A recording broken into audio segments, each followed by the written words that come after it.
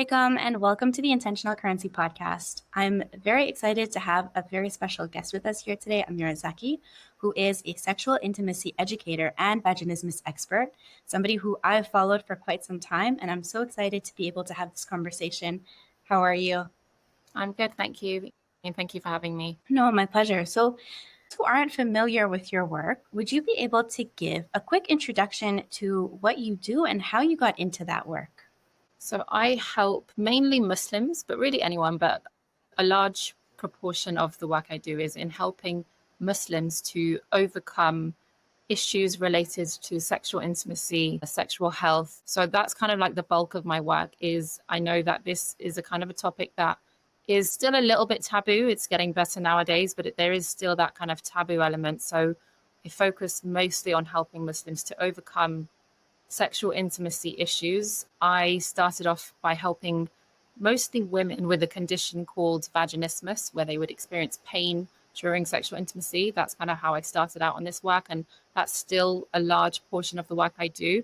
But I've kind of ventured into also helping Muslim men with specific issues, and I've also currently also have a course to help parents and kids, because I believe that this information is very, very important for kids and teens to know as well.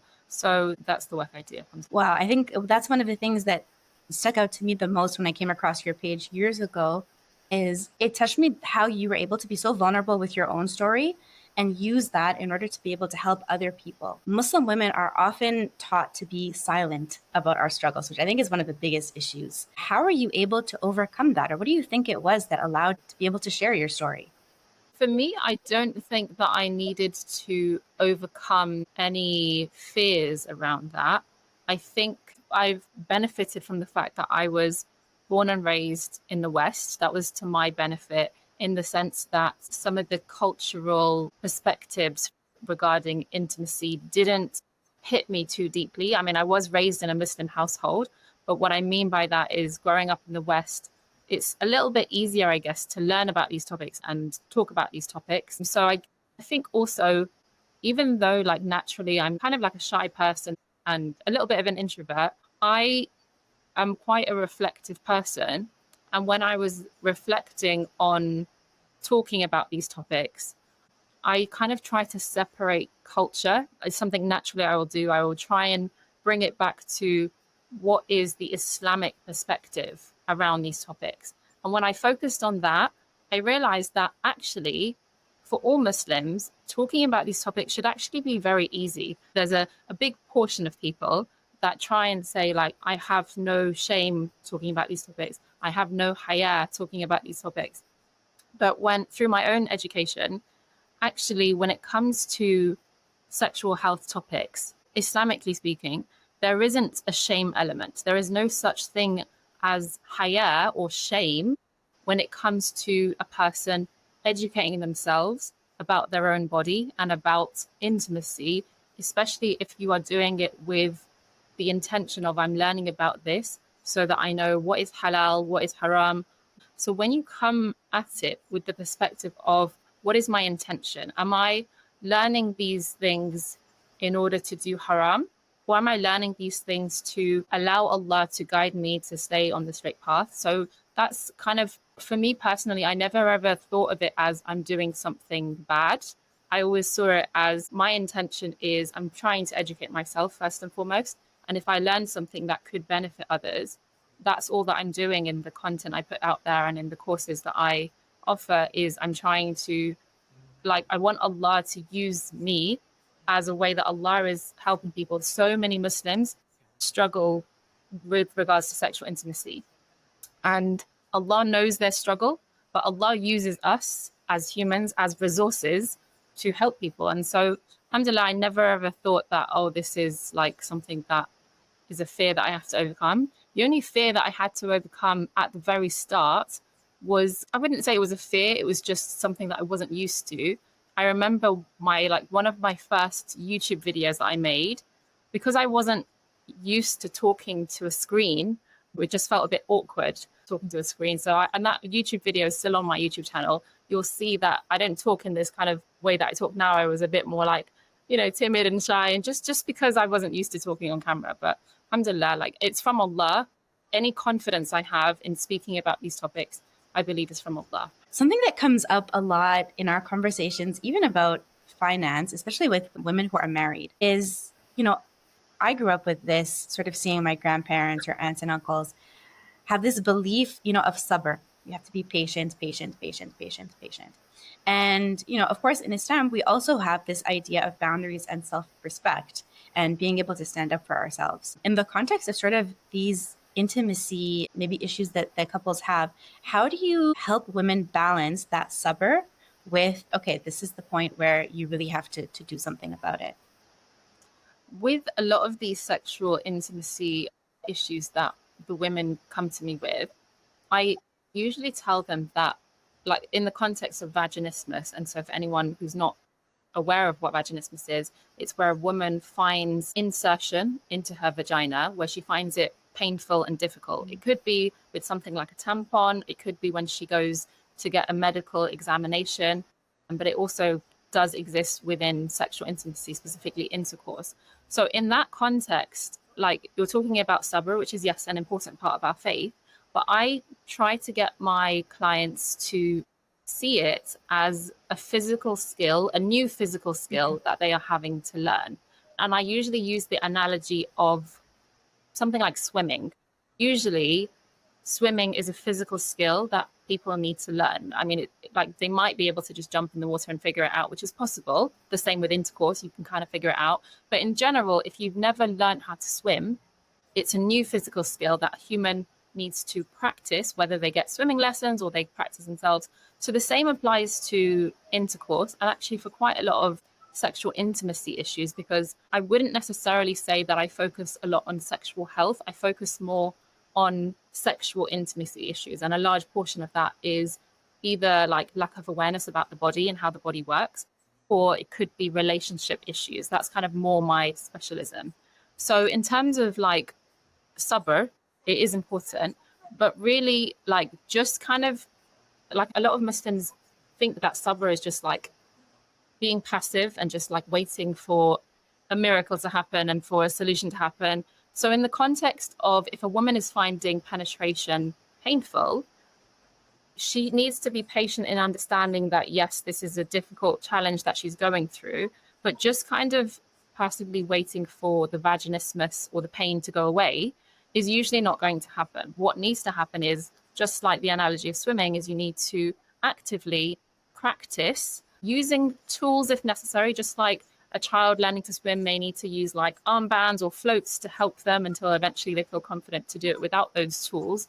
The same applies to sexual intercourse, is sometimes using tools to help them be familiar with their body. Something I had to learn very early on in this education of my own self was something called pelvic floor muscles. When I was 18 years old, I did not know what pelvic floor muscles were. I don't think I'd even heard the term, but just knowing that Allah created men and women have pelvic floor muscles, and in women, knowing about your pelvic floor health and pelvic floor muscles is so important for many different contexts, not just for sexual intimacy, but for other reasons, whether it's childbirth, but also like releasing waste from our body. Like knowing about your pelvic floors is so important. I want to switch gears just a little bit and sort of ask you, you had this personal experience, you started sharing about it. How did you decide to turn this into a business? It came about unexpectedly. This was never like my life plan growing up. Like in high school, I wanted to be a doctor. I applied to medical school and I didn't get accepted to all the medical schools I applied to. So I studied biomedical science in university. And then when I finished my degree, I didn't really know what career I wanted to get into. Throughout my degree, I eventually kind of gave up on the idea of becoming a doctor. A lot of my lectures were alongside the medical students, so because the university I went to was within a hospital, so we got to witness the workload of the medical students. And in my head, I was like, I'm actually glad that Allah prevented me from getting accepted into medicine, because I was like, I don't think I can. I found it very stressful, like just witnessing their workload. Much respect to doctors, but I think knowing myself now, I don't think being a doctor is suited to me and my personality. So at the end of my degree, I decided to do a training to become a teacher in the UK. So I did that training for 1 year and then became a qualified teacher. Worked as a science teacher for 5 years in high school, which was great. But during my teaching career is when I got pregnant with both of my kids. Within that 5 year time, I had both of my kids. They were really, really young during that time. And I worked in like an inner city London school in a slightly disadvantaged like part of London. And I just found balancing my career as a teacher with two very young kids at the time very difficult for me personally and my mental health, and just being away from my kids for so long and coming home being exhausted, just not being able to give them the time and energy that I wanted to give them. So I left my career with no backup plan. I just had this strong feeling that I feel like it was from Allah, like Allah was trying to guide me that I needed to shift careers. So I left my job and I had no plan. I had never started a business, but in my head, I was like, I still want to earn an income. What can I do? And coaching was something that was becoming very popular. So I did a certification. So I'm a certified transformational coach. And my mentor, who provided the qualification to me, kind of wanted me to niche down. And I was like, I don't know what I'm going to do. So I dabbled in a different parts of like coaching. And then part of the qualification involved me posting on social media to get clients. And I did that. And I remember having like maybe 200 to 300 followers. And a lot of them I could tell were like women who were following me. And subhanAllah, like I remember having this again, strong desire within me, which I believe was from Allah, this strong desire within me to make a video talking about my experience, my own personal experience with vaginismus, which is something I experienced at the start of my marriage, which was a very big struggle in the early years of my marriage. And yeah, I feel like that desire to talk about it was from Allah. Like Allah was using me to raise awareness about the condition. So I made a video on YouTube. The message of the video was, if you're struggling with pain during penetration, you may have vaginismus. I had it myself. This is what I did to overcome it. If you have it, just, have hope. Like, literally that was the purpose of the video. There was no business plan with that video. It was just, I kind of just felt like if there were any women out of those 200 to 300 followers that had vaginismus, I didn't want her to feel like she was struggling in silence on her own. And subhanAllah, after posting that video on YouTube is where I saw so many people commenting. And I think I must have left my email there. People would send me emails and say, can you help me to overcome it? And that was like how it turned into a business of I can use my coaching qualification to coach women to overcome vaginismus, which is what I did. And alhamdulillah, it's still what I do to this day. A large portion of my work is coaching women to overcome the condition. Wow, subhanAllah, the way you describe it, it really does feel like almost Allah pushes you in the direction that you need to go. You just have to kind of follow the path and trust. Yeah, absolutely. I wanted to ask you, going from a teacher, sort of having a fixed salary, to being a coach and sort of working with women and helping them with something that's so personal to you, did your relationship to money and income change? Do you kind of feel now that it's more about impact, or how did your relationship with money change? It changed a lot in the sense that I really had to kind of dive headfirst into I just want to call it like tawakkul. Like, just everyone talks about tawakkul, but it's like, I think it's hard to have tawakkul when things are fine. When everything's fine, you're just like, oh yeah, everything's fine. But the moment you don't have that consistent salary and you have zero in your bank account, like literally zero. And I was married at the time, and my husband was like the breadwinner, which was great. But I was used to having my own income, which now went down to zero. I had to have tawakkul. And so that shift in my relationship with money was really useful, because I can apply that level of tawakkul to other areas of my life, not just money. But for me personally, I gravitated naturally to the idea of having my own business, because I like the idea of my money, the money I receive from Allah. I like the idea of it being open to either being higher or lower. I guess with the salary, it's like, you know what's coming in. I love that it kind of ebbs and flows, and it just kind of makes me conscious of, whenever I see a notification of someone join my course, I immediately will think of Allah, because I'll be like, oh, Allah's providing for me. And sometimes money might be fine, in my bank account, but then I'll see people joining my course, and this is how my brain works now. in my head, I'm like, oh, Allah knows what's about to happen in the next few days. Allah knows that I'm going to get a bill unexpectedly, or I'm going to be paying for something that I don't know about. But Allah's giving me the money in advance, and it always happens. Like the money comes, subhanAllah, from Allah, and then something happens within a few days where it's like, oh, that if I didn't have that money, I wouldn't be able to cover this thing that Allah already knew was coming. So it's honestly, it's wonderful. I recommend all Muslims having a business or a side business of some sort. It's wonderful. It's a wonderful experience. Knowing what you know now, if you could go back to the very first sort of recording of your video and starting your business, is there anything you would do differently? If I could, if my brain worked that way, I would have more of a kind of strategic plan. I'm very like go with the flow type of person. At the moment, I'm fully running my business by myself. There was a time when I had some virtual assistants helping me, but I'm just running everything by myself. But I think even though it's kind of working for me right now, having more structure and strategy, I think would be very beneficial. And I think because my brain doesn't work that way, I think I need to hire a person who their brain does work that way. So we kind of like work as a good team. But that's, I think, what I would do is I would try to have more of like a business plan starting off. But yeah, that's the only difference I would make. And I wanted to talk a little bit about success, because as we're talking about sort of starting a business, there is a whole movement on Instagram of sort of starting your business, getting to 10K months, and, all of these sort of fancy business things. What would you sort of say is your definition of success? And sort of what do you think Muslim women should be cautious of when it comes to that narrative?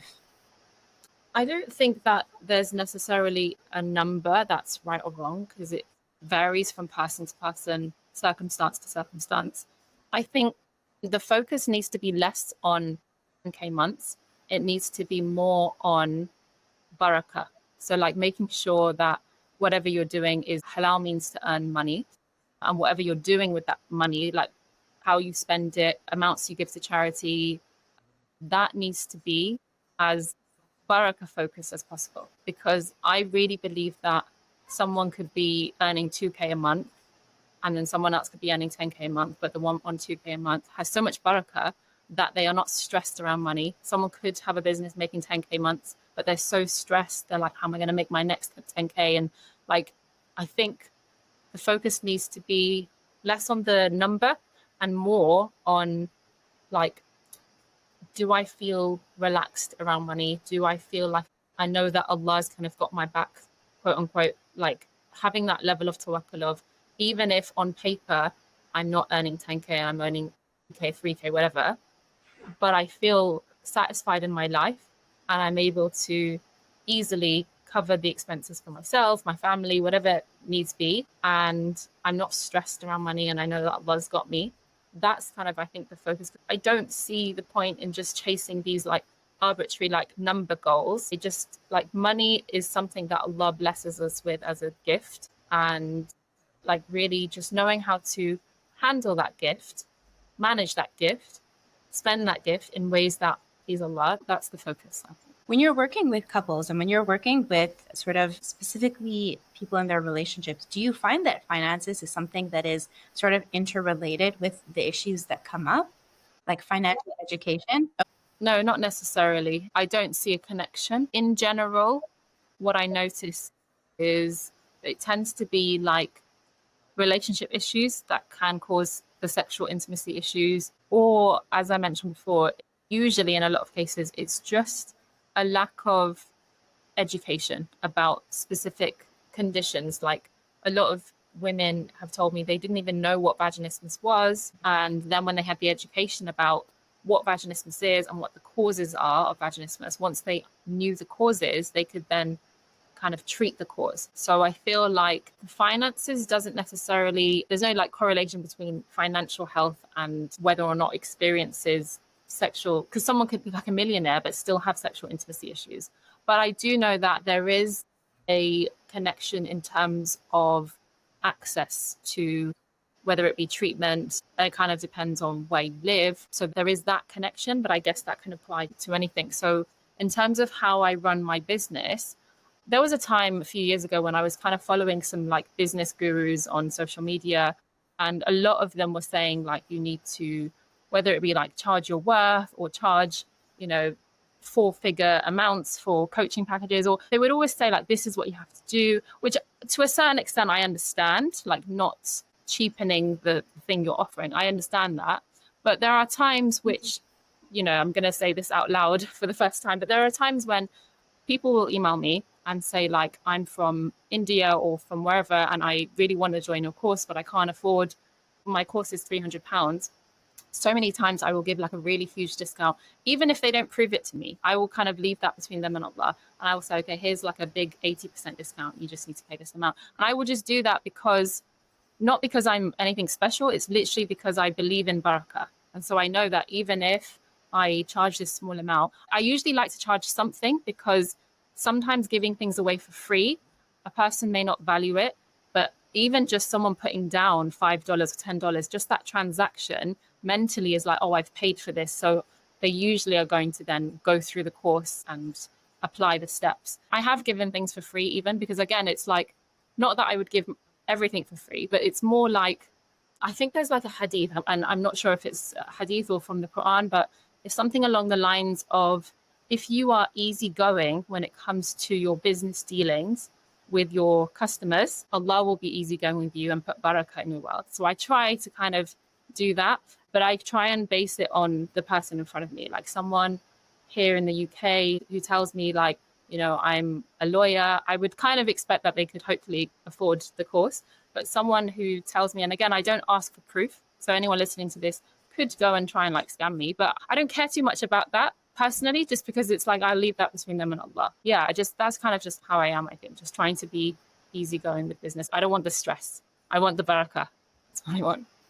Yeah, absolutely. And I think it's so interesting that you say that, because I feel like then you see the barakah and then people ask and they're like, oh, how did you grow so fast on Instagram? Or how did you do this? And I always think it's those little things that you do that nobody else sees. It's not necessarily, okay, this strategy or that strategy. Sometimes it's really just that barakah that helps that one video go viral or whatever it might be.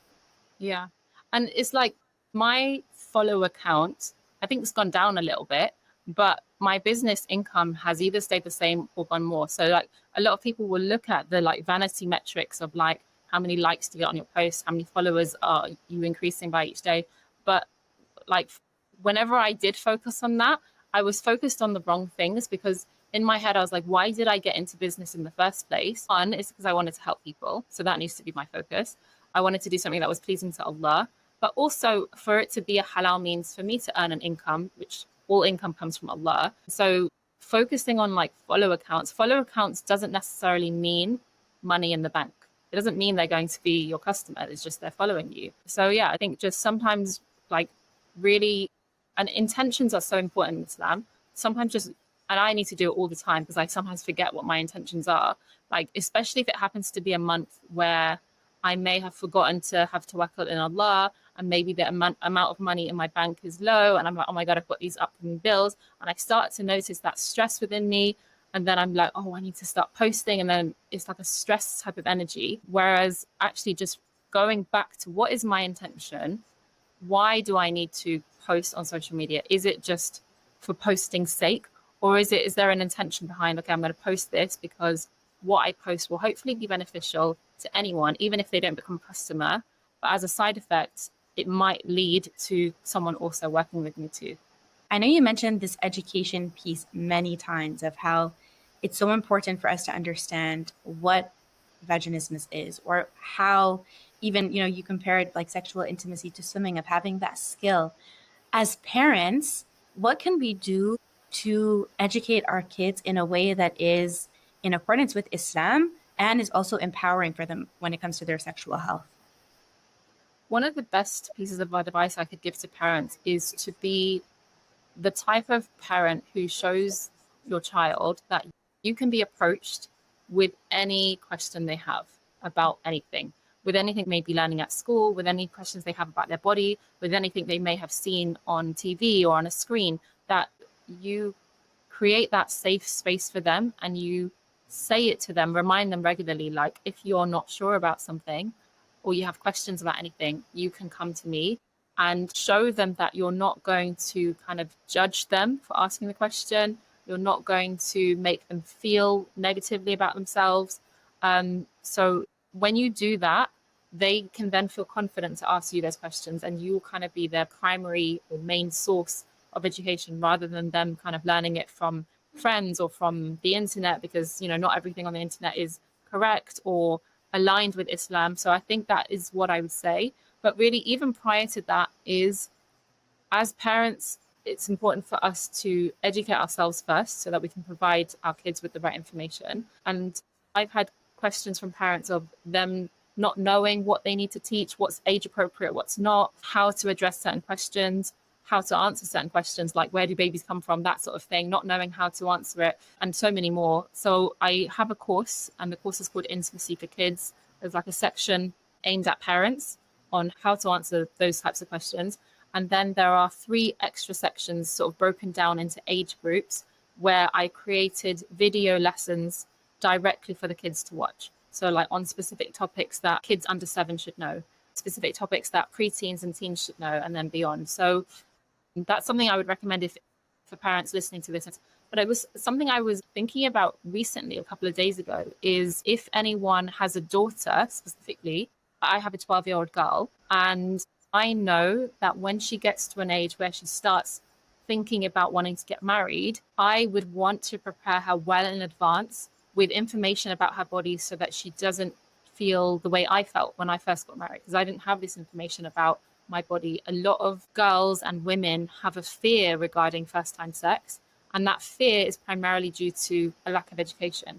So any parents of girls especially listening to this, is ask yourself, like how would a parent of a girl feel if that girl one day became a woman and she got married and she experienced a lot of pain during her first time, but you as a parent could have prevented that pain by educating her beforehand. Like I'm able to do that for my daughter, but really I want all parents to be able to do that for their daughters. I'm focusing on daughters specifically because in general, if you think about like boys and men, they tend to not have a fear of pain when it comes to first time sex. In general, if it's a Muslim boy who's decided to, wait until marriage, in general, they can't wait to get married to experience it. Whereas girls have that fear. And then not just that, you can tell from like the work I do, I have a lot of clients who struggle with vaginismus, where in many cases that vaginismus either could have been prevented, or if a woman knew about it from before marriage, she would feel like, okay, if she got married and then realized she has vaginismus, she wouldn't feel all alone. She wouldn't feel like, oh my God, what is this? What's going on? She would already know that this is a condition that exists, and she would be well informed to be able to treat it and seek the right help for it.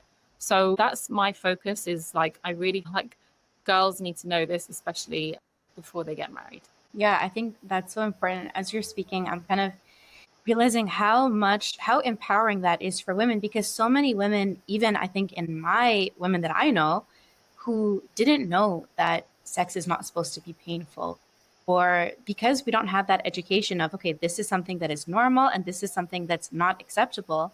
It's so hard to have those boundaries when you just kind of have nothing to base yourself on. No, absolutely. And also, I think as a mother, if my daughter did get married and she was struggling and didn't know where to get the help, I would want her to be able to come to me and say, I'm struggling with this. And if I didn't know how to help her, I would support her. And I think from what I know with a lot of the clients that I've worked with, especially from certain cultural backgrounds, they can't even think about the idea of approaching their parents to say that I'm struggling with this, because it's so taboo in their household.